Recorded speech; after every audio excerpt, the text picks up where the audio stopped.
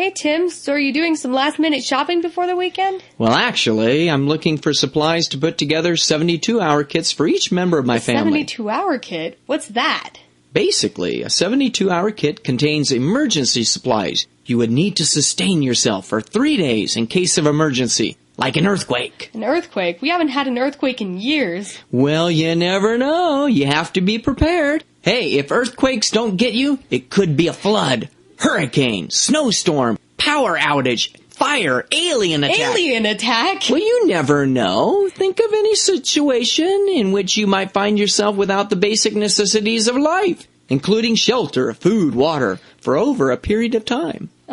So what do you keep in a 72-hour kit? Well, you should have enough food and water to last you 3 days. And you might want to pack a basic water filter or water purification tablets in case your only water source turns out to be a murky pool of bug-infested water. Ugh. Hey, sometimes you don't have a choice. And as for food, you should keep it simple. Food that requires no preparation and that doesn't spoil, and no canned goods because they are often too heavy and bulky. Okay, that makes sense. And unless you have a can opener or the can has a pull tab lid, you'll have to use a rock or something to open them. Instant mashed green beans. Yeah, and energy bars, beef jerky, and a mix of nuts, raisins, and chocolate are possibilities. Well, food might be nasty, but I guess you could survive.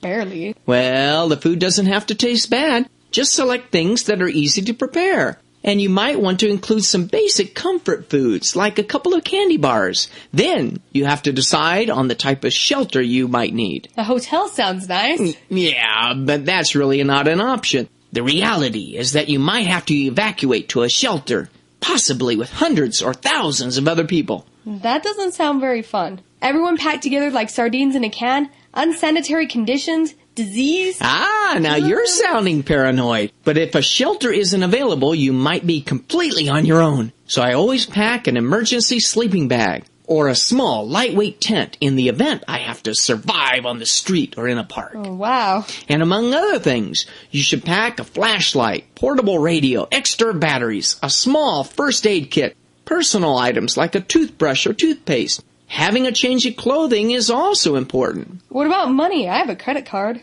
Right, like that's going to help you when the power is out. You'd better be prepared with coins and cash, and having small bills is a must.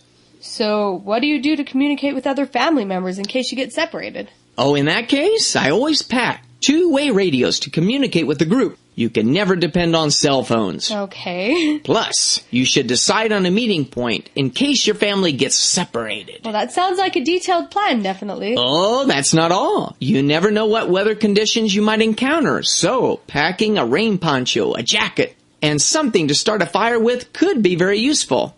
Like matches? Matches? You drop those in a puddle of water and you're toast. You need to pack at least 3 forms of fire starter. A magnifying glass, a high-quality lighter, and waterproof matches. Well, I never thought about those either. So what do you do if you have small kids? They'd probably go stir-crazy under such conditions. You're exactly right. So a little extra preparation for them is needed. If you have to evacuate to a shelter to wait out a disaster, kids soon will be bored out of their minds. So you have to pack small card games, paper, or something like pencils and crayons to draw with. You know, preparing a 72-hour kit makes perfect sense. Yeah, but most people think about it after it is too late.